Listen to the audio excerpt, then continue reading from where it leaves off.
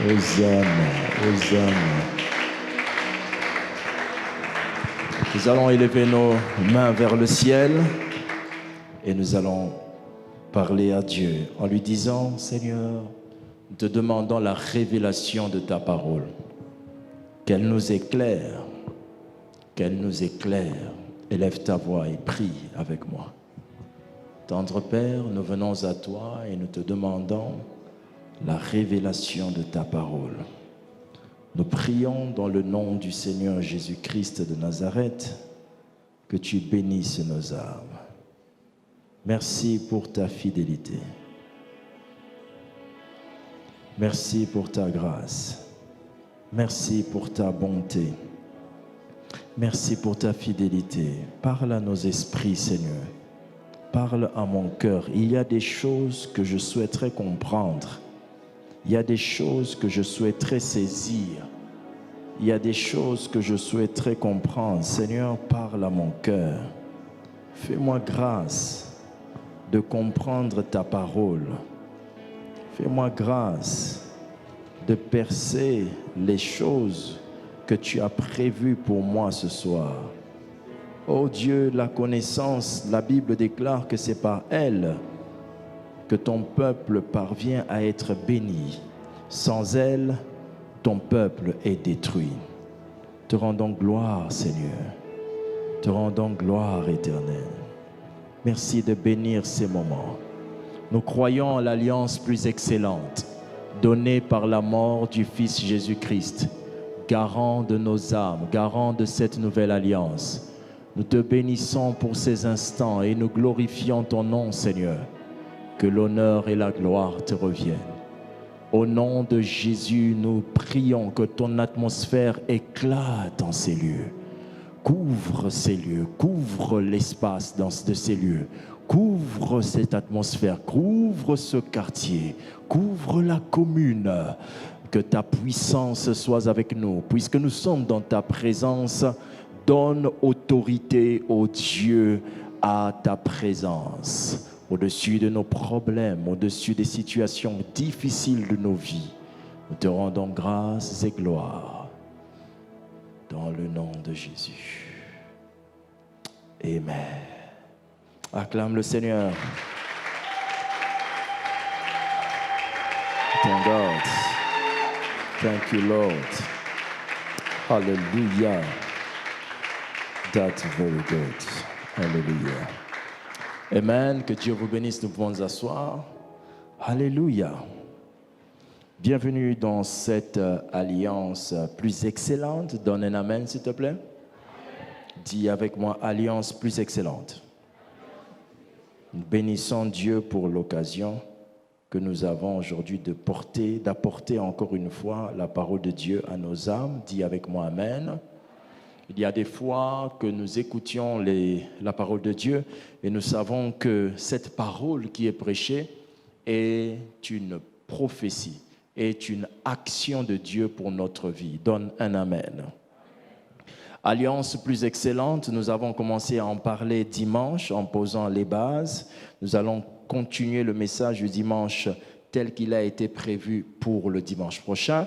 Mais à partir de ces mercredis, c'est-à-dire ces mercredis-ci, c'est-à-dire celui-ci et les autres mercredis qui vont venir, nous allons aborder une autre dimension de notre message sur l'alliance. Amen. Et l'alliance plus excellente. Nous allons parler des 5 choses ou encore des 5 éléments qui détruisent les mauvaises alliances. Ce sont en fait des choses spirituelles. Lorsque vous les connaissez, lorsque vous vivez par elles, elles ont l'autorité de pouvoir vous protéger, vraiment de vous garder. Amen. Vous savez, la parole de Dieu est puissante. Celui qui a la connaissance qu'il faut, en tout cas cette connaissance, bénit sa vie. Il existe 5 éléments pour détruire les mauvaises alliances. Les mauvaises alliances sont en général les différentes alliances qui ont été faites, mais qui ont pour conséquence la destruction de nos vies. Dis amen. Dans les mauvaises alliances, il y a 2 types de mauvaises alliances, les anciennes alliances et les mauvaises alliances. Les anciennes alliances sont les alliances qui sont passées, qui sont passées, qui étaient bonnes, mais qui sont déjà passées. Les mauvaises elles-mêmes sont l'ensemble des alliances faites par des puissances des ténèbres, par des sorciers. Nous voyons dans des familles africaines et même européennes dans lesquelles des gens ont fait des pactes avec des puissances et ces pactes-là ont conditionné la famille à des malheurs, ont conditionné la famille à des maladies, ont conditionné la famille à beaucoup de problèmes. Donne un amen s'il te plaît. Eh bien, toutes ces alliances qui sont rattachées à une pratique occulte, sataniques sont des mauvaises alliances. Mais dans les mauvaises alliances, comme je l'ai dit tout à l'heure, il y a aussi les anciennes alliances. Vous savez, dans la voie avec Dieu, dans la marche avec Dieu, les bonnes choses que Dieu te dit aujourd'hui peuvent devenir mauvaises lorsqu'il t'attend ailleurs et que tu continues à faire ces bonnes choses qui ne sont pas d'actualité d'après son programme d'aujourd'hui. Prenons l'exemple, si Dieu t'a dit aujourd'hui une bonne chose, telle que j'aimerais que tu puisses commencer à jeûner, à prendre du temps dans la prière, à rester tout le temps dans la maison et à t'enfermer pour chercher ma face, lorsque tu deviens un père de famille et que tu as les enfants qui doivent manger, cette bonne orientation devient mauvaise. En fait, Dieu dit ceci en matière de bonnes choses. Il dit, Dieu fait chaque chose comment ? Bonne. Quand est-ce ? En son temps. Ce qui veut dire qu'une chose qui est bonne peut devenir mauvaise lorsqu'elle n'est pas faite dans son temps. Donc, les choses maintenant dont nous parlons ne sont pas les choses bonnes. Nous parlons des choses excellentes. Les choses excellentes, ce sont les bonnes choses que tu fais au temps de Dieu et qui doivent bénir ta vie selon le programme de Dieu. Donne un amen. Jésus n'est pas venu mourir pour nous juste pour célébrer la grandeur de Dieu. Il est venu pour agir dans notre vie au travers de sa mort. Et la mort de Jésus, lorsqu'elle a été faite à la croix, elle a directement conditionné notre vie à un bonheur. Dites avec moi, conditionner ma vie à un bonheur. Je vais d'abord vous rafraîchir la mémoire pour ceux qui ne connaissent pas ou ceux qui connaissent, ça sera tout simplement une insistance. Je répète qu'il faudrait savoir que Jésus est le Fils de Dieu qui est venu mourir pour nous à la croix. Et en mourant à la croix, il est venu nous donner le salut. La mort de Jésus avait pour objectif de nous faire entrer dans une nouvelle alliance, dans une nouvelle relation avec Dieu. Cette alliance est appelée nouvelle dans la Bible parce qu'il y en avait une ancienne. Et l'ancienne avait démontré ses limites. Principalement, les alliances étaient faites avec la mort d'un animal qui devait verser son sang. Et le sang devait servir pour pouvoir purifier le peuple de Dieu. Mais il y avait un problème. Le sang ne travaillait que dans le sens de laver le péché commis, mais non pas de transformer les pécheurs. D'où cette alliance qui était ancienne avait montré ses limites. Alors du coup, on devait à chaque fois, chaque année, verser le sang, mais avec rien qu'un seul objectif, effacer, mais pas transformer. Alors l'alliance donc qui était faite avant a montré que ça ne pouvait pas résoudre le problème des hommes qui était celui de les transformer. Jésus, maintenant, en venant mourir pour nous, a emmené une alliance plus excellente parce qu'il venait et avec le pardon et avec la transformation. Dites avec moi, gloire. La mort de Jésus-Christ, donc, n'a pas été une mort limitée. C'est une mort puissante. Lorsqu'on dit Jésus est mort pour moi, ce n'est pas une histoire que l'on raconte, mais c'est un fait réel qui stipule, qui démontre que Jésus, en mourant pour moi, a fait mieux que ce qui se passait au temps de Moïse. Jésus, en mourant pour moi, a fait mieux que ce qui se passait au temps de David. Jésus, en mourant pour moi, a fait plus que cela, il a apporté une alliance excellente. Donne un amen, s'il te plaît. Et la Bible dit que Jésus est le garant de l'alliance, mais on l'appelle cette alliance une alliance plus excellente. Plus excellente parce que c'était une nouvelle alliance avec des efficacités plus grande que l'ancienne. Et nous avons lu dans Hébreux chapitre 7, verset 22, ainsi que Hébreux chapitre 8, verset 6, ce qui suit. Hébreux 7, 22, Jésus est par cela même le garant d'une alliance plus excellente. Nous l'avons dit dimanche. Alliance plus excellente, ça veut dire Jésus a apporté quelque chose de plus efficace. Dans Hébreux 8, verset 6, nous avons lu que « Mais maintenant, Jésus a obtenu un ministère d'autant supérieur qu'il est le médiateur, il est l'introducteur, il est celui qui nous a introduits dans une alliance plus excellente qui a été établie sur des meilleures promesses. » Il faut vraiment que l'Église comprenne que toute la vie chrétienne, toute la foi que vous avez dépend uniquement de Jésus. Alléluia. Il faut que dans votre vie chrétienne, ça soit centré sur la personne de qui ça ? De Jésus. Même votre relation avec le Saint-Esprit n'a que le même centre de Jésus. La Bible dit que le Saint-Esprit viendra nous rappeler ce que Jésus a dit. Celui qui a une relation avec le Saint-Esprit sans l'adoration et l'exaltation de Jésus n'a pas une relation avec le Saint-Esprit. Ce qu'il a là, ce n'est pas une relation avec le Saint-Esprit. La relation avec le Saint-Esprit vous rend amoureux de la personne de Jésus, craignant la personne de Jésus, vivant comme Jésus, être passionné de Jésus. Jésus est le centre même de votre vie chrétienne. Donne un amen. Lorsque votre vie chrétienne devient l'envie de vouloir faire plaisir au pasteur, vous avez quitté la vraie valeur même de votre vie chrétienne. Jésus est le centre et on l'appelle le garant de l'alliance plus excellente. Maintenant, lorsque Jésus meurt pour nous ainsi et que sa mort là, a été démontrée comme étant l'entrée d'une alliance plus excellente, qu'est-ce que Jésus a-t-il de particulier qui faisait que ça nous donnait quelque chose de plus excellent?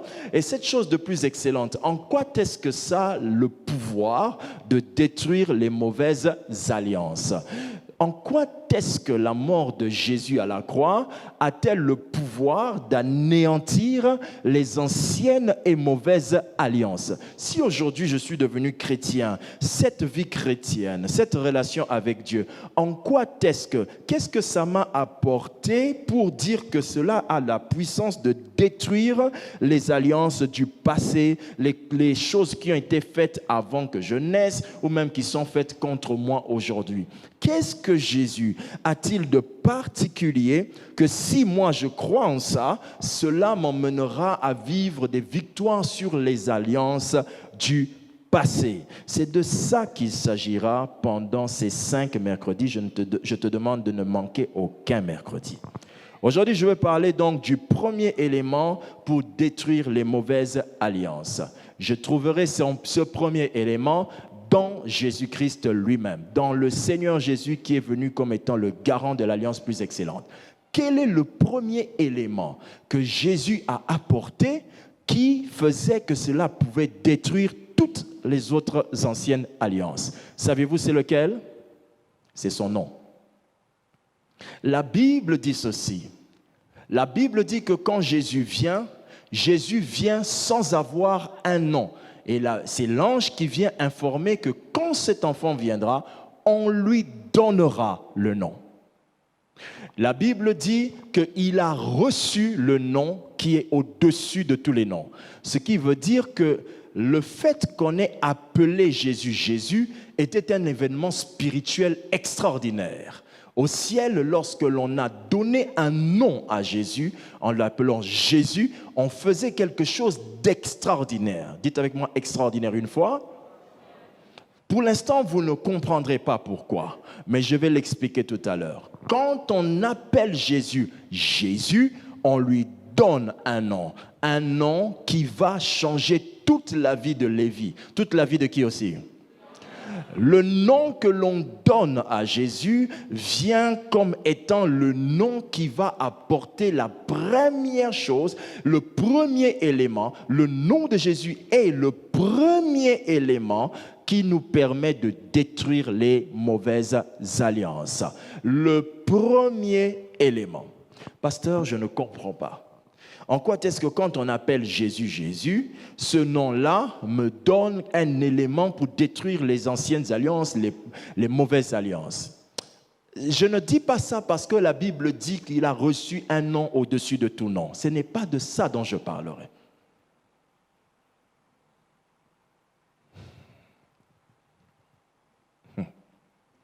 Je ne parlerai pas de Jésus, le nom de Jésus, c'est parce que c'est le nom au-dessus de tous les noms, qu'aucun autre nom qui a été cité dans le monde des ténèbres peut t'envoûter. Non. Même pas. Quelqu'un me suit attentivement. Dites avec moi, Amen. Voici, le nom dans la Bible, appeler quelqu'un d'un nom est un événement solennel. La première chose que vous devez comprendre, c'est que lorsque on a commencé à appeler les choses par des noms, c'est Dieu qui a opéré ce premier miracle, celui de voir une chose et l'attribuer un nom. Au départ, c'était quelque chose d'extraordinaire que les hommes ont oublié. C'est pourquoi on se pose souvent la question, pourquoi Jésus dit « tout ce que vous demanderez en priant en mon nom ». En quoi est-ce que le fait de dire au nom de Jésus devient quelque chose de surnaturel, quelque chose de puissant? En quoi est-ce que quand je suis dans ma chambre, je dis au nom de Jésus, cela me connecte à une alliance excellente? En quoi est-ce que c'est spécial? Il faut remonter l'histoire de la Bible pour voir quand est-ce que pour la première fois, on a donné des noms. Genèse chapitre 1er.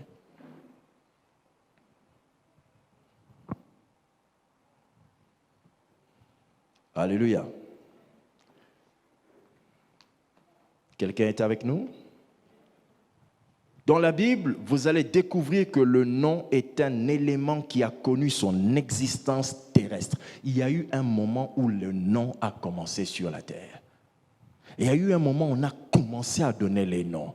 Et quiconque comprend le moment dans lequel on a commencé à donner les noms, comprendra pourquoi le nom de Jésus est spécial. Lis avec moi Genèse 1, verset 5. On peut commencer à Genèse 1er, verset 1er. Et vous allez voir, au commencement, Dieu créa les cieux et quoi? La terre était informe et quoi? Vide. Il y avait des ténèbres à la surface de l'abîme et l'Esprit de Dieu se mouvait au-dessus de quoi? Des eaux. Et Dieu dit que la lumière soit, et la lumière fut. N'est-ce pas? Verset 4. Dieu vit que la lumière était bonne. Et Dieu sépara la lumière d'avec quoi? Les ténèbres. Dieu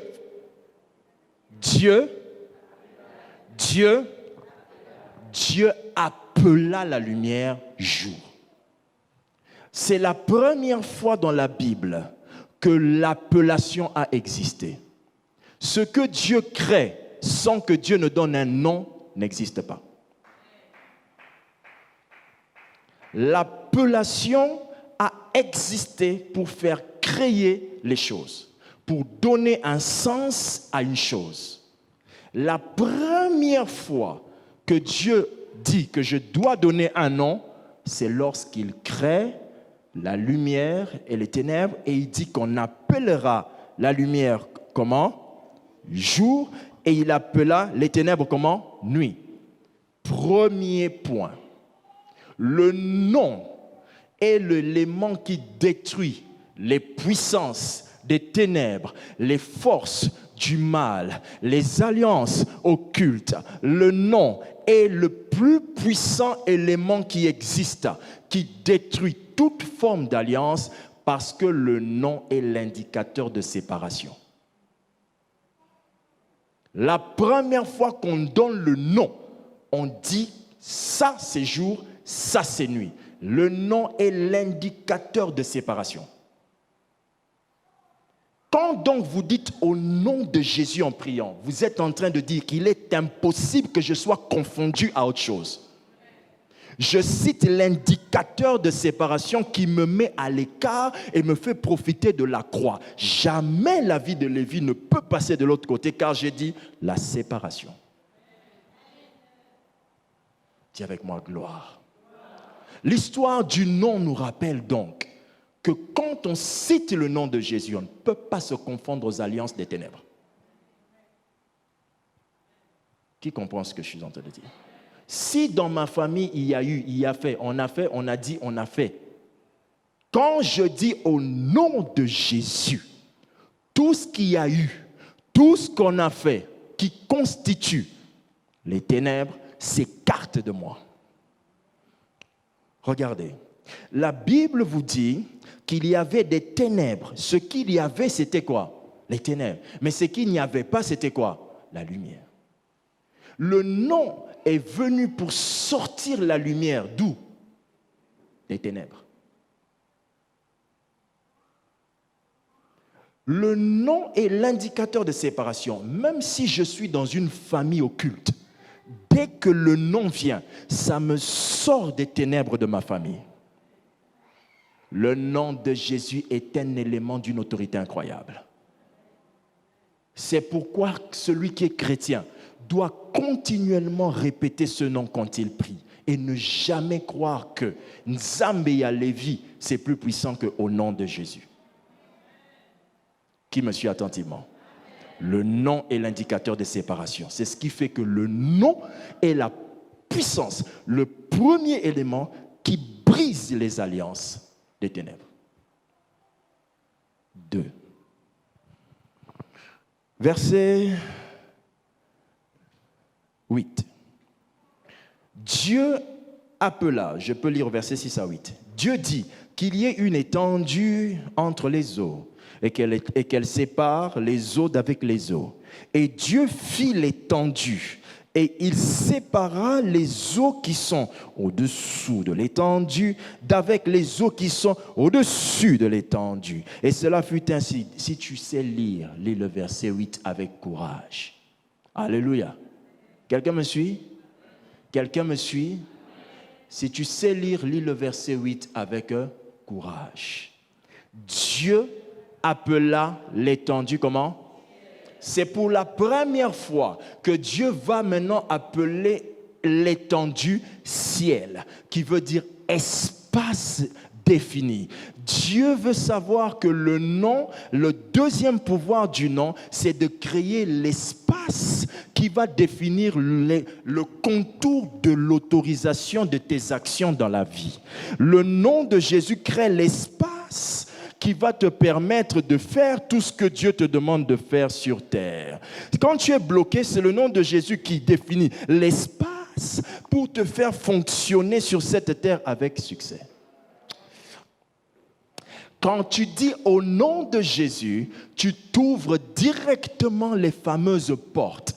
Le nom de Jésus n'est pas petit pour être une clé. Non, le nom de Jésus, c'est pas une clé. Quand la Bible nous dit que ça ouvre, ce n'est pas seulement que ça ouvre une petite porte. Non, le nom de Jésus crée l'étendue, crée l'espace, crée le ciel. Quand on vous dit un ciel, c'est un espace dont l'œil ne connaît pas la frontière. Le nom de Jésus est votre plus grand élément qui vous brise, qui brise et détruit les fameuses mauvaises alliances. Car à chaque fois qu'une alliance dit Bako Kende Libosete, vous dites au nom de Jésus, vous créez l'espace.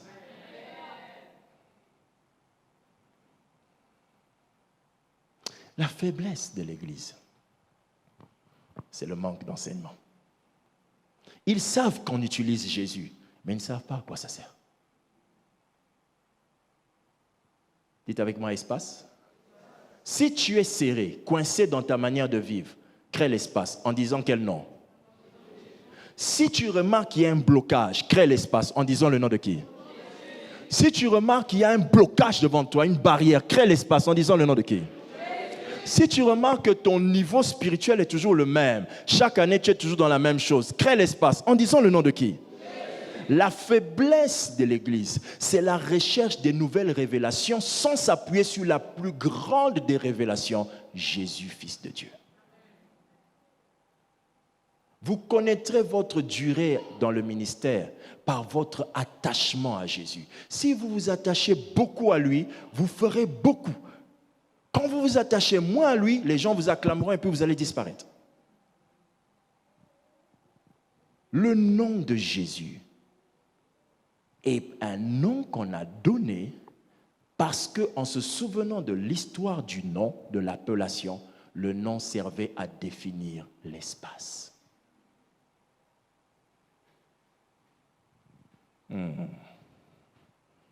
Qui dit amen à ça? 3. Genèse, toujours chapitre 1er. La Bible dit, je lis à partir du verset 9 pour chuter au verset 10. La Bible dit, Dieu dit que les eaux qui sont au-dessous du ciel se rassemblent en un seul lieu et que le sec fasse quoi? Paraisse. Et cela fut ainsi. Lisez le verset 10 avec courage. Dieu appela le sec terre et il appela l'amas des eaux mer. À chaque fois que Dieu va appeler une chose d'un nom, Dieu ne répète plus ce qui était avant. Il répétera toujours ce nom-là. Vous allez remarquer qu'il n'a pas dit que les eaux qui sont sous l'étendue, non, c'est au-dessous du ciel, parce qu'il avait déjà donné le nom. Alors, maintenant, il dit que cela se rassemble en un seul lieu. Et il définit là-bas le sec. Il appelle le sec. Il fait sortir le sec, il appelle le sec terre. Et il appelle l'amas des eaux mer. Donne un amen, s'il te plaît. Le nom, selon l'histoire du nom, la première fois qu'on citait le nom, on a cité le nom ici, c'est le 3e point que je vais prendre, pour servir ou pour identifier les 2 plus grands éléments de production, la terre et les eaux. Le nom a servi à identifier les éléments de production. Pasteur, ça veut dire quoi? Tout ce que vous voyez sur terre vient soit de la terre ou des eaux. Tout ce que vous voyez vient soit de la terre, les plantes, toutes ces choses qui produisent, et les eaux qui produisent viennent, ce sont ces 2 choses qui donnent l'abondance, qui produisent sur terre. Et Dieu va donner des noms aux 2 plus grands producteurs qui se trouvent dans la planète Terre. Le sol, donc la terre, et les eaux, les mers. Alléluia. Dis amen avec moi. Alors, le nom va donc servir.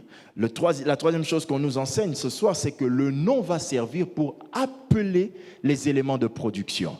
Et vous allez remarquer que c'est le même fonctionnement qu'on va vivre en Jésus. La Bible dit ceci, que tout ce que nous allons demander en priant, Jésus le fera. Jésus montre que son nom est un élément de quoi? De production. Quels que soient les conditionnements dans lesquels vous êtes. En disant le nom de Jésus, il appellera le sec terre et l'amas des eaux mer. Dites avec moi sec. Encore une fois. Quand on dit sec, c'est pas bon. Il change le nom. Il dit qu'on l'appelle terre. Dans le nom de Jésus, change ton sec en quoi? Terre, élément de production.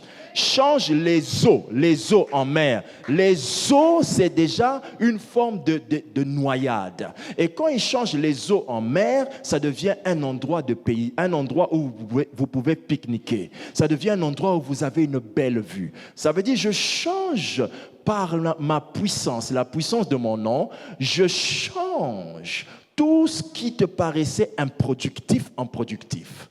Je fais de cette eau l'endroit des poissons. Je fais de cette terre l'endroit des arbres. Le nom de Jésus est un nom puissant, capable de changer, de transformer toutes les réalités autour de moi en éléments de production. On ne peut donc pas me dire qu'on verra comment tu vas réussir. Tu ne vas pas prospérer. Ce n'est pas normal que je ne prospère pas. Parce que quand je vais dire le nom de Jésus, c'est un nom de production. Ça va emmener la production. Amen. Regardez, quand Jésus était sur terre, Jésus a multiplié le pain. Quand Jésus est passé, il s'est mis sur l'eau, Jésus a multiplié le poisson. vous allez remarquer que Jésus n'a pas créé le pain, Jésus l'a multiplié sur terre. Et Jésus n'a pas créé le poisson, mais Jésus a multiplié le poisson dans l'eau. Pourquoi? Sa présence est un élément de production. Ça va multiplier les choses, ça va transformer les choses. C'est comme ça qu'il est venu sur terre, c'est comme ça qu'il a vécu. Et quand on cite son nom, ça fonctionne de la même manière. Dites avec moi 4. Lorsque le nom est utilisé pour la première fois sur terre, quand on commence à nommer les choses sur terre, on lit dans le verset 14 de Genèse, toujours premier, qu'il y ait des luminaires dans l'étendue du ciel pour séparer le jour d'avec la nuit, que ce soit des signes pour marquer les époques, les jours et les années. Dieu fit les deux grands luminaires, verset 16. Dieu fit les deux grands luminaires, le plus grand luminaire pour présider au jour, c'est-à-dire le soleil, et le plus petit luminaire pour présider à la nuit, c'est-à-dire la lune. Il fit aussi les étoiles. Le jour où Dieu commence à créer les luminaires et que l'un d'entre eux va trouver son nom un peu plus tard, pas ici, un peu plus tard il va trouver son nom, on l'appellera soleil et on appelle l'autre lune. On appelle ces choses-là pour indiquer les saisons, pour dire que ceux-là vont définir les saisons terrestres. Quand ça vient, ça dit le jour, ça passe, ça devient un deuxième jour. Dieu montre que j'appelle soleil, soleil, pour que les saisons changent. Alors, à quoi ça sert un nom? Un nom sert à changer une saison. Un nom sert à changer une saison. Quand vous dites au nom de Jésus, pourquoi un nom qu'on nous a donné? Parce que le nom de Jésus change quoi? Les saisons de quelqu'un. Quelle que soit la situation dans laquelle je me trouve, la saison dans laquelle je me trouve, le nom de Jésus change la saison. Mais dites avec moi saison 3 fois, s'il vous plaît. Très bien. Lorsque vous habitez en Europe, vous ne pouvez pas vous attendre à avoir le soleil des pays tropicaux, des pays qui ont les saisons comme nous ici en Afrique. Amen. Nous avons un bon soleil et nous avons la pluie. Quand vous allez à Dubaï, vous avez un soleil, mais vous n'avez pas la pluie qu'il y a ici. Amen. Donc, les saisons, c'est quoi? Dites avec moi saison. Vous savez c'est quoi une saison? Une saison, c'est une autorité qui donne autorisation et interdiction. Quand on dit la saison tropicale, les pays tropicaux, les pays subsahariens, les pays qui sont dans le désert, ils ont des autorisations et ils ont quoi? Des interdictions. Quel que soit le soleil de Dubaï, ça ne se transforme pas en pluie. Parce que là-bas, il y a une réalité différente. Le soleil est soleil. Chez tout le monde, on appelle ça soleil. Mais sauf que ça ne va pas produire la même chose. Sur leur ciel, l'évaporation ne se transforme pas en eau. Mais sur le même ciel de ce côté de l'Afrique, quand l'eau s'évapore, les nuages prennent, ça se transforme en pluie. Alors une saison, c'est ça. Quand vous dites que le nom de Jésus indique les saisons, ça veut dire quoi? Tu peux être mon frère, tu es juste à côté de moi. Mais parce que je suis chrétien et que j'utilise le nom de Jésus, sur moi, j'ai des nuages qui se transforment en pluie. Mais sur toi, tu as les mêmes nuages, mais ça ne donne pas la pluie. Je suis un être qui est conditionné par une réalité que même si toi, tu as la même chose en forme, mais les productions ne sont pas pareilles. Le nom de Jésus, en créant une saison, a fait qu'on peut être dans la même salle de classe, avoir les mêmes cours, mais moi, ça se transforme en eau et toi, ça reste soleil. Le nom de Jésus que je cite sur ma vie fait que je suis dans une saison différente que la tienne. Dites avec moi, Afrique. Il peut faire froid comme tu veux à Kinshasa. Il peut faire froid comme tu veux dans la ville de Kinshasa. Mais la neige vous est interdite. Oui ou non? Très bien. Veuillez garder vos enfants un peu plus silencieux, s'il vous plaît. Très bien. Alors, votre fraîcheur peut être très forte, mais ne se transforme pas en nuage. Je ne sais pas si vous avez déjà goûté au froid de l'Afrique du Sud. C'est vraiment froid, et souvent même très sec et froid. Mais jusque-là, même quand vous vous asseyez pour attendre la neige, c'est bien, c'est le ciel qui vous regarde aussi pour vous attendre, voir votre stupidité. Alléluia. Parce que quoi? Tant qu'il y a une saison qui a un nom, ça a une autorisation et une interdiction. Le nom de Jésus m'autorise d'être béni, m'interdit d'échouer. C'est-à-dire que je peux faire l'effort d'échouer. Mais le problème, c'est que le nom que je cite est une saison. Ça m'interdira l'échec. Ce n'est pas que je ne veux pas échouer. Non, écoutez, je veux échouer, mais je n'arrive pas à échouer. Il est plus difficile pour moi d'échouer que de réussir. La réussite est un réflexe normal de mon corps. L'échec doit être lié au péché, à Satan. C'est trop compliqué d'échouer. Oui, c'est parce qu'on ne vous l'avait pas dit. On vous a trop fait remarquer que vous êtes bloqué parce que. Non, vous n'êtes pas bloqué parce qu'on vous bloque. Vous êtes bloqué parce que vous vous bloquez. C'est votre ignorance qui a été montrée dans la Bible comme étant l'élément de blocage. Pas autre chose. Quelqu'un me suit? Quand j'échoue, je dois me battre contre Dieu. Je dois refuser à Dieu son assistance. Je dois pécher, tout ça pour aider à l'échec. Mais réussir, c'est normal. Parce que je ne peux que pleuvoir. C'est ça la saison chez moi. Le nom de Jésus fait que je ne peux que pleuvoir. Je ne peux pas échouer. Quand votre foi chrétienne atteint cette dimension de compréhension du nom que vous citez tous les jours, vous verrez que c'est très compliqué d'échouer. Dites avec moi gloire. Alléluia. 5. En tout cas, je sais que le diable a pris son bloc-notes. Il est en train d'écrire. Il est vraiment en train d'écrire. Il ne comprend pas. Mais comment? Oui, c'est ça, Satan. Tu vas voir ce qui va t'arriver. Nous vivrons dans une telle excellence que Satan, tu sais quoi? Même quand tu viendras devant la fenêtre, devant ma porte, en criant et en disant tous les malheurs qui pourraient m'arriver, que tu voudrais que ça m'arrive, ma position en Christ fait que c'est très impossible, permettez-moi de dire ça ainsi, c'est très impossible pour moi de subir ce que tu vas me dire. Parce que je suis à Dubaï, je ne peux pas neiger. Parce que je suis au Congo, je ne peux pas neiger. Parce que je suis en Europe, je ne peux pas avoir tel soleil. Parce que je suis tel endroit. Donc je suis dans une saison différente.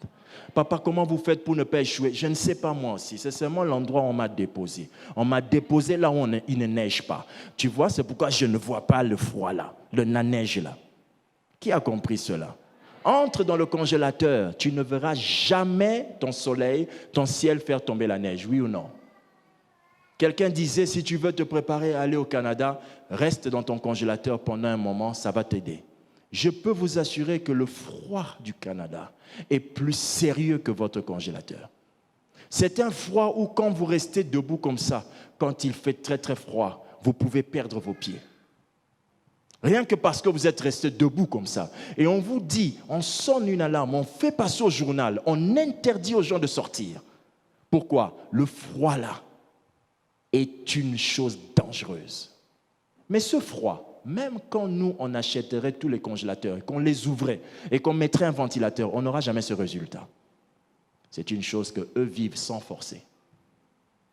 Le nom de Jésus conditionne quelqu'un à une saison. J'étais au 4e point. 5e, hein? Je suis au 5e ou je passe le 5e? Je suis au 5e? Très bien. Chapitre 2, verset 19. Chapitre 2, verset 19. Là, le nom quitte Dieu. Le nom devient maintenant un outil de l'homme. Tous les points que je vous ai cités, c'est Dieu qui donne les noms. Maintenant, ce n'est plus Dieu qui donne les noms, ça devient l'homme. Et là, vous allez voir. Je vais rebobiner. On rebobine. 1. Je vous ai dit que le nom définit les séparations. Qui a cette autorité? Dieu. 2. Je vous ai dit quoi? Le nom crée l'espace. Qui a le pouvoir de créer l'espace? Dieu. 3. Je vous ai dit que le nom,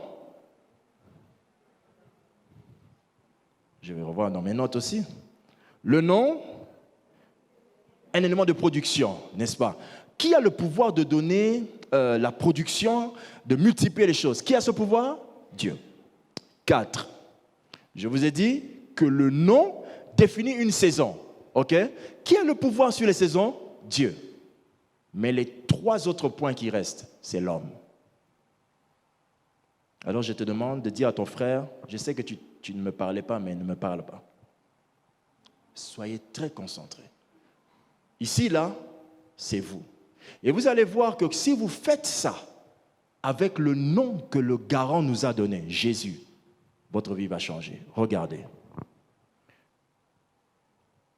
5. L'Éternel Dieu, Genèse 2, 19.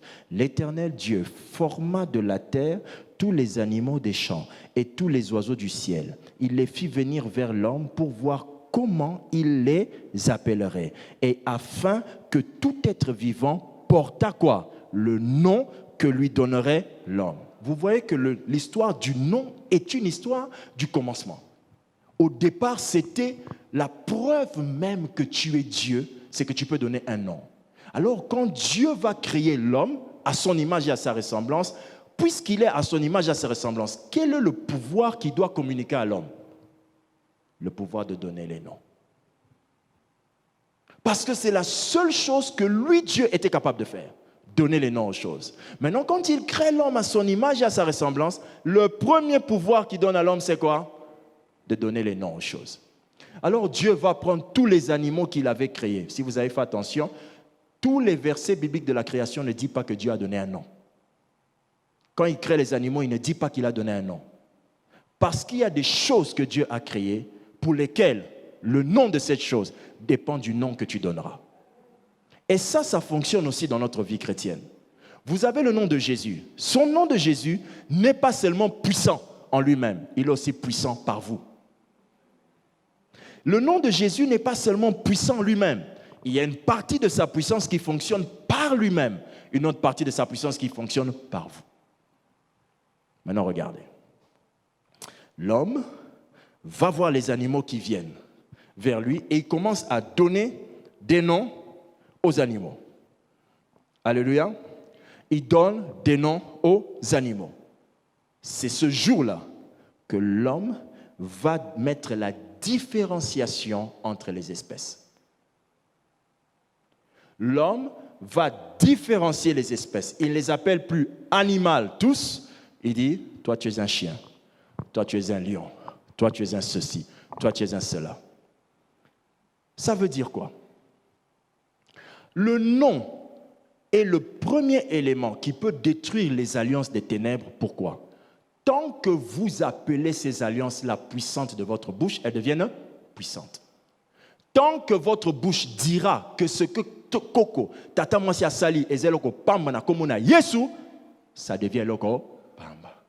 Vous pouvez créer la différenciation en parlant. Tout ce que les gens appelaient d'un nom, dès que vous vous dites Ezeloko, Pamba, le Pamba là monte dessus, ça devient un Pamba.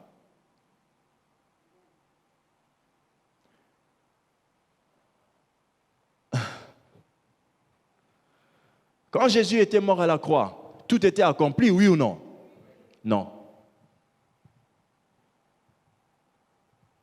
Je répète, quand Jésus est mort à la croix, tout était accompli, oui ou non?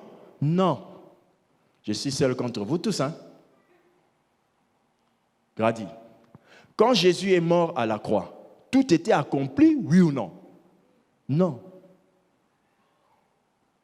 Tout était accompli que lorsque Jésus l'a dit.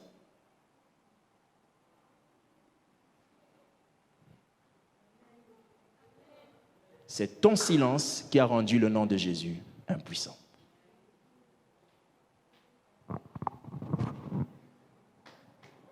Seul contre tous. Hein?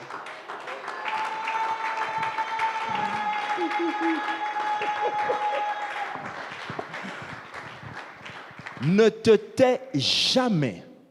Donne toujours des différenciations en disant le nom de Jésus. Au nom de Jésus, on va réussir. Pasteur, on a dit que c'est compliqué. Au nom de Jésus, on va le faire. Tu as créé une différenciation. C'est ce que vous appelez comme ça. Moi, j'appelle ça maintenant comme ça. Les noms créent des différenciations. Quand vous dites le nom de Jésus dans une situation, vous la différenciez. Dites avec moi différencier. Regarde. Lorsque je suis en face d'une affaire dans laquelle on dit, pasteur, cette situation, c'est l'échec. Tu dis, cette situation, Dieu va nous envoyer un secours. Tu as différencié ça. Tu as changé la chose qui était censée vous détruire en tremplin. Alléluia. Donne avec moi un amen. Avec quoi on ouvre les portes des serrures, les menottes? Avec quoi on ouvre ça? Avec une? Jusqu'au jour où vous chanterez au nom de Jésus. Ok. Les apôtres sont arrêtés dans la Bible, mis dans une prison. Personne d'entre eux ne va chercher Prison Break pour les aider à sortir de la prison. Personne ne va chercher les acteurs du film Prison Break. C'est un film où un type savait toujours comment fuir d'une prison. Personne n'est allé les chercher pour les sortir de la prison. Ils étaient en pleine prison. Ils ont appelé serrure, clé, louange. Ils se sont mis à louer au nom de Jésus. La louange là a ouvert les grilles.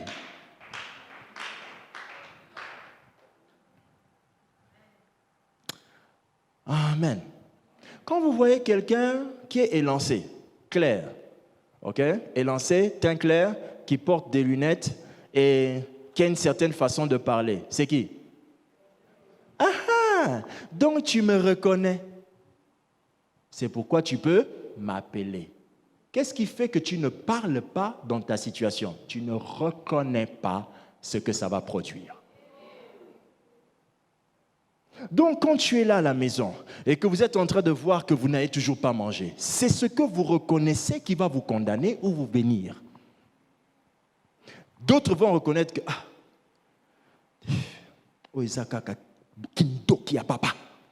non, c'est ce que tu reconnais là qui va vivre. Toi, tu faut seulement dire, oh yo, il y a démonstration. Démonstration. Dieu va faire une démonstration.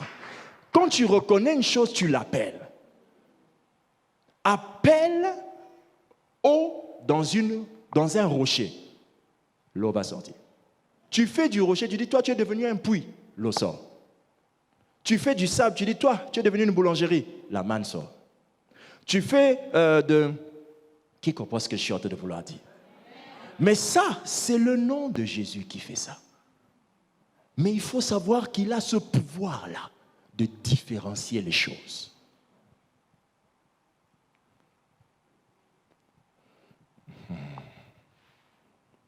Alléluia. Quantième point? 6e. Toujours sur l'homme. Genèse chapitre 2, verset 23. Et l'homme dit, voici cette fois, celle qui est os de mes os et chair de ma chair. On l'appellera comment? Femme. Attention, hein, je vais commencer à dire quelque chose. Donc, n'oubliez pas, hein, je vous ai dit qu'ici c'est l'homme, d'accord? Attention. Ah, la Bible. Attention. Dis à ton voisin, attention. Quand vous êtes en train d'écouter la parole de Dieu, il faut vraiment tendre vos oreilles parce qu'il y a toujours des profondeurs dans les profondeurs. Ok.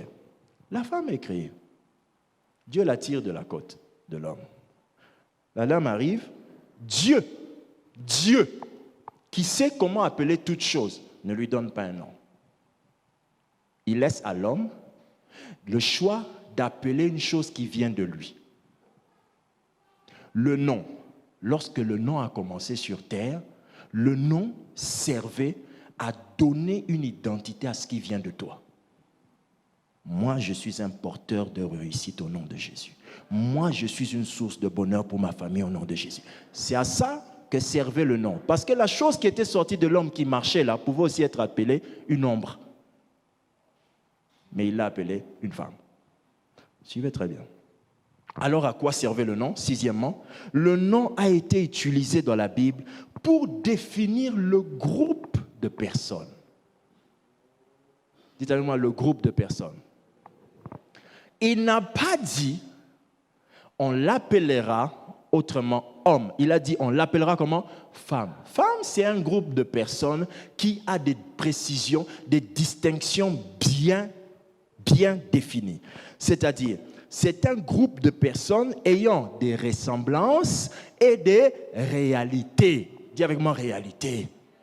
Le nom servait à faire entrer quelqu'un dans un groupe de personnes ayant des différences et des réalités. Quand il dit on l'appellera femme, il dit que tu vois celle-là, elle aura la capacité d'être génitrice. Elle va pouvoir nourrir les enfants. Toi, garçon, tu ne peux pas avoir ce pouvoir-là parce que tu ne fais pas partie de ce regroupement-là. Le nom sert à se regrouper dans un cercle de personnes qui ont leur propre réalité. C'est comme ça qu'on a utilisé les noms au début. Maintenant, ça veut dire quoi pour nous les chrétiens?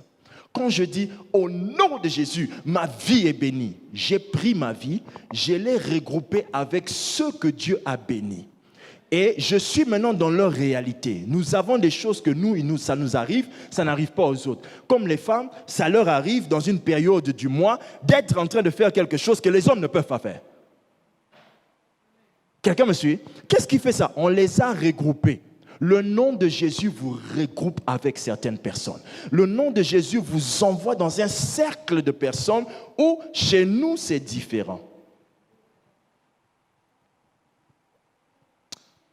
On a dit qu'on va nous enlever du travail. Non, vous, pas moi. Au nom de Jésus, vous, pas moi. Le nom de Jésus que je cite m'a regroupé quelque part. Bon, si tu suis beaucoup les films, je vais t'aider. Le nom de Jésus a fait que tu es devenu un super-héros. C'est bien pour toi? Tu as des super pouvoirs. Le nom de Jésus te regroupe quelque part. On peut être pote, mais moi là, ce qui m'arrive à moi là, ça ne va pas t'arriver. Ce qui t'arrive là, ça ne va pas aussi m'arriver. Oh, on va nous chasser du travail. C'est pas moi. Moi, c'est au nom de Jésus que je suis ici. Je suis dans un groupe de personnes où ces choses-là ne nous arrivent pas.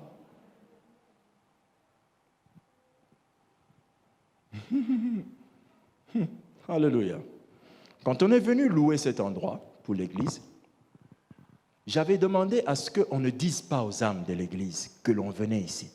Saviez-vous pourquoi? Parce que vous ne faites pas partie de mon cercle. Oh, mais on est tous chrétiens. Non, on est tous chrétiens, mais on n'est pas dans la même dimension de foi. Là où moi je crois que le nom de Jésus peut fonctionner, toi tu n'y crois pas. Donc si je commence à causer avec toi de tout ce que je vais faire, je risque d'oublier que toi et moi n'est pas pareil. Être chrétien ne fait pas de nous des gens pareils. Il y a quelque chose qui nous différencie, l'usage du nom de Jésus. Quelqu'un me suit? Alors on est venu ici sans dire aux gens. Fixer tout sans dire aux gens. On a visité cet endroit qui ressemblait à rien, sans dire aux gens. On s'est mis à regarder. Ici, il y avait des trucs horribles là derrière. Et pendant que nous, on regardait, je me suis mis ici. Il y a une des photos comme ça que Papa Bobo a gardées dans les archives, où j'étais en train de sentir déjà comment l'estrade va être. Je mesurais déjà. Je regardais dans un vide et je voyais déjà ta chaise. Je voyais déjà ta chaise. Dans le monde des voyants, il y a aussi des aveugles. Dites avec moi, Ozomona. Dis à l'autre, Ozomonanga. Vous voyez dans ce monde des voyants, ton voisin là aussi, il peut aussi être un aveugle. Il peut aussi ne pas voir ce que tu vois. Qui est là, mais lui il ne voit pas. Quelqu'un me suit? Il regarde les palettes, il voit sa palette. Il dit, Biloko va tchela ngo va congélateur. Tala ngo na simakuna. Yangwana ba. Ba tchela ngo va congélateur. Kuna kominini, comptoir administratif. Donc, dans le monde des voyants, il y a des aveugles. C'est le nom de Jésus là qui fait que certaines personnes voient les choses différemment. Ils sont dans un autre groupe. On est chrétien, mais tu n'es pas dans le même groupe que moi. Dans mon groupe là, on voit que tout est faisable. Dans quelques jours, en décembre ici, nous aurons le moment de séminaire de prière et tout ça. Là. Avant, on faisait Matondo pour un jour. Cette fois-ci, on va faire Matondo pendant 14 jours. 14 jours d'action de grâce. On prie, on rend grâce à Dieu avec des orateurs. Dites avec moi Amen. On a déjà commencé à les contacter. J'ai une bonne nouvelle pour vous. Le pasteur Atoms a dit, donnez-moi beaucoup de jours. Beaucoup de jours. Il en a pris 3 lui-même. Sur les 14 jours, il a dit, lui, prends 3. Alléluia. Mais il y a quelqu'un qui est assis là qui dit, toi, c'est sous ma dépense. Il est chrétien, mais il n'est pas du même groupe que nous. Vous voyez, non? Hein, Alléluia. Quand je veux faire les réunions à l'église, pourquoi je ne t'appelle pas toi? Je sais localiser ceux qui me ressemblent, ceux qui sont dans le même groupe. Quand je regarde, je dis, ah, lui, il utilise Jésus comme moi. Frère, viens à la réunion. Mais non, quand je ne t'appelle pas là, va en retraite. Va en retraite. Je sens que tu es un danger public pour l'église, privé pour ma vie. Quelqu'un me suit attentivement. C'est quoi? Le nom regroupe les gens. Quand on dit au nom de Jésus, on se classe quelque part. C'est pourquoi, frère, je vous dis, ce n'est pas le nom de Jésus qui fonctionne, c'est la foi en son nom qui fonctionne. Ce n'est pas tout celui qui va dire le nom de Jésus qui aura le même résultat. Oh, parce que la Bible dit, tout celui qui invoquera mon nom. Qui invoquera, tu as bien dit qui invoquera. Ça ne veut pas dire qui citera. Alléluia. Oui, la plupart d'entre nous, on cite le nom de Jésus, on ne l'invoque pas. Alléluia. Quand on dit au nom de Jésus, ma maison est une maison de bonheur. J'ai pris ma vie et ma maison, je l'ai emmenée dans un cercle où, quand on voit ces choses-là, nous, ça ne nous fait rien.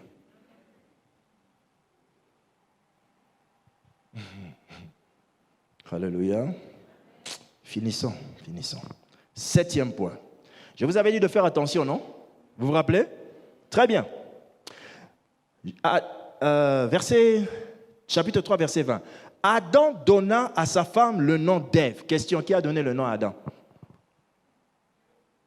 À quel moment on a dit Dieu appela l'homme Adam?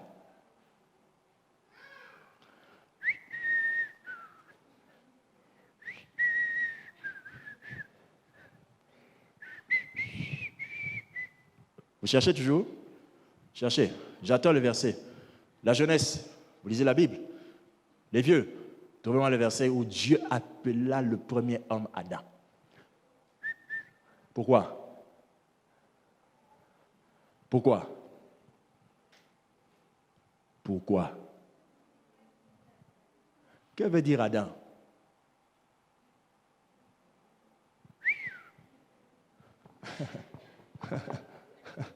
Oh Dieu, mon roi. Que veut dire Adam? Pardon? Ah, vous avez lu la Bible ou vous lisez quel livre?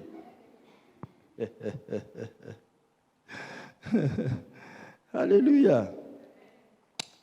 Je vais vous donner la définition telle qu'on le dit par les théologiens. Amen.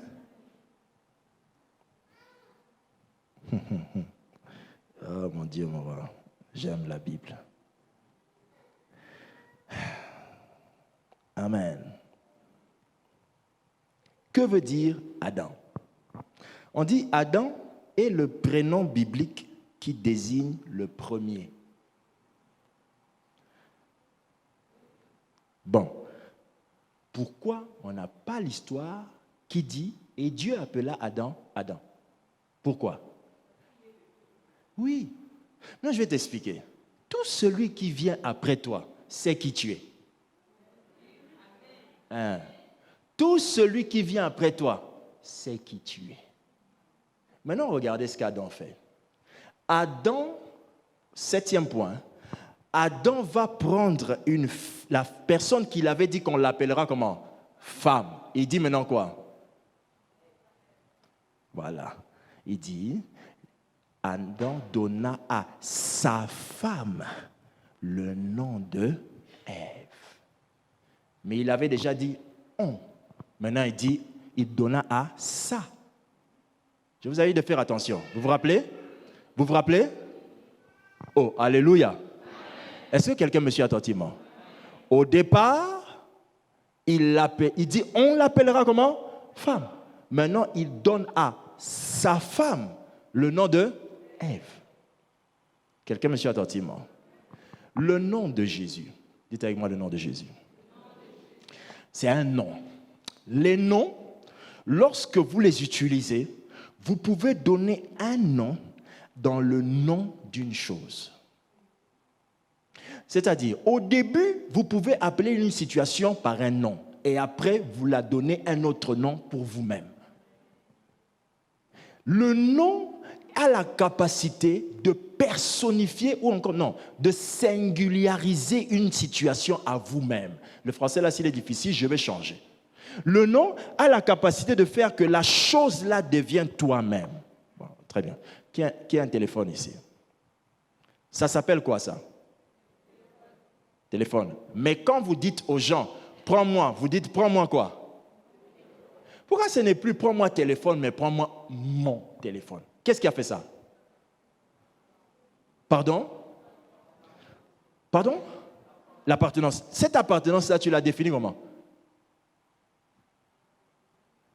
Tout ce que tu as mis dedans a fait que cet outil-là devient à toi. Tu peux acheter et offrir à quelqu'un, oui ou non? Donc, ce n'est pas parce que tu as acheté que c'est à toi. Tout ce que tu mets dedans, fais de cette histoire à toi-même. Mais c'était appelé téléphone dans les magasins. Chez toi, ça devient mon téléphone. D'autres même appellent ça, donne-moi un peu mon joujou, donne-moi un peu mon chouchou, donne-moi un peu mon tchétché. Il donne le nom qu'il veut. Ça veut dire quoi? Le nom, mes amis, vous pouvez singulariser. C'est-à-dire, vous voyez toute la Bible ici? Tout le monde y croit. Mais je peux faire de cette Bible ma Bible. Il me suffit de commencer à prendre ce qui est ici, à appeler ça que c'est à moi. Je commence à dire, Dieu ne m'a pas dit que je vais échouer. Dans ma Bible, j'ai lu que je suis une source de bénédiction pour les nations. J'ai pris toute la Bible, je l'ai rendue possible que chez moi. Chez toi, ça va fonctionner différemment. Le nom de Jésus peut singulariser quelque chose.